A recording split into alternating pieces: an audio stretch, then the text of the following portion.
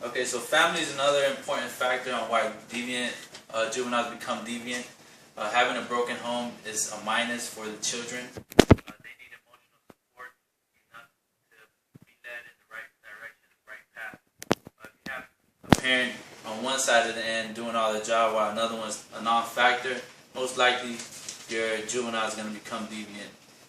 They don't have the emotional support or the social support enough to speak to their parents and let them know what problems they're facing at that time of age.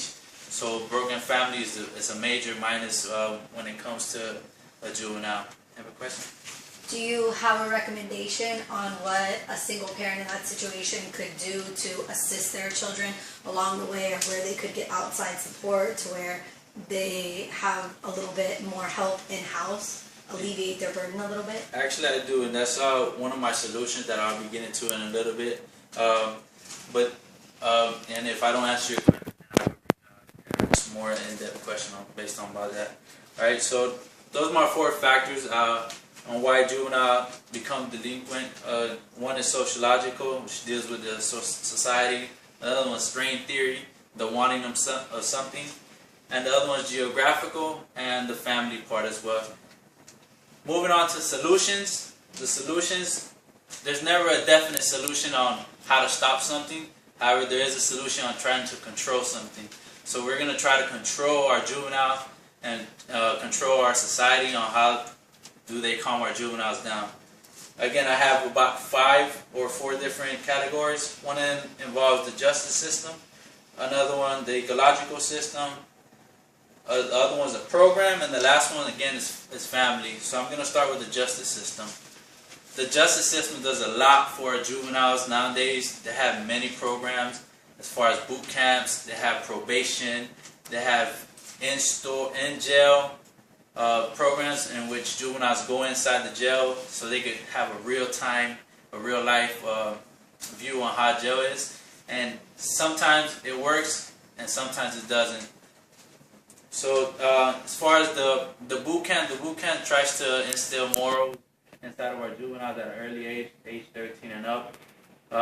Most of the time it works. Most of the time it doesn't. But again, these are just some solutions. It's not a definite fact that it's going to work. The ecological one is a really important one. It deals with the environment and the neighborhood. Alright, the neighborhood is important as well, because if you have a tighter community, then most likely you have a juvenile that's involved in activities, but not in the negative. Sometimes you have summer camps. Sometimes you have parties over a neighbor's house. Other times you can have.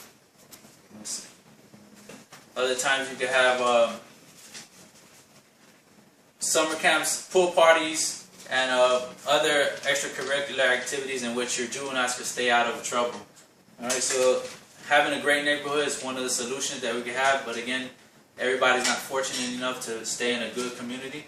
So that's one of the solutions. But it's another iffy topic as well. Programs, television shows has become one of the big ones. Nowadays, you can see television programs such as Scared Beyond Straight, The Maury Show, and Steve Wilkos. Sometimes they have juveniles come in and explain the problems to them and try to see if they could help them out on why are they behaving bad. So I know Steve Wilkos is like a psychologist, so he tries to get inside of a juvenile's mind and ask them many different questions. Why are you acting this way? And most of the time it's family. Alright?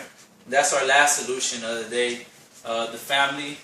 Even though if you have a broken family, you still have to have both parents involved. So if you have a mother raising a single child, that mother should allow the father to come and visit their child, spend quality time with them.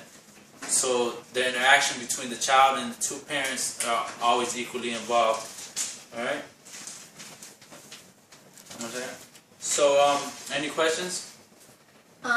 When you spoke earlier regarding the justice systems and programs that they have within the justice systems, are there pre-qualifications that parents have to meet in order to get their children involved? Do you already have to be convicted of something in order to qualify, or accused of something? Or if you're my child and I'm worried about you, is there a program that I can seek out to help me in that nature? It all depends on the financial state you're in. If you have a good budget and your son or your daughter has not been in trouble, but you see that their future is leading to that, you could install them in boot camp. However, there's a fee to go in there.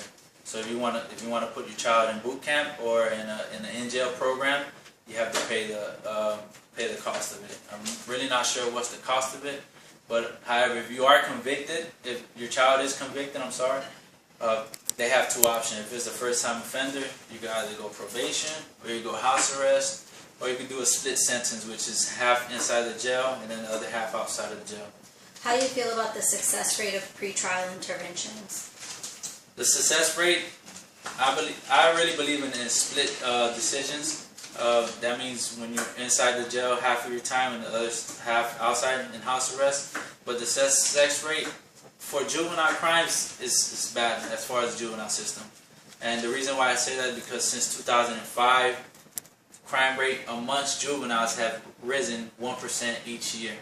So each year, from 2005 to now, 1% of all of our crimes have been committed by juveniles.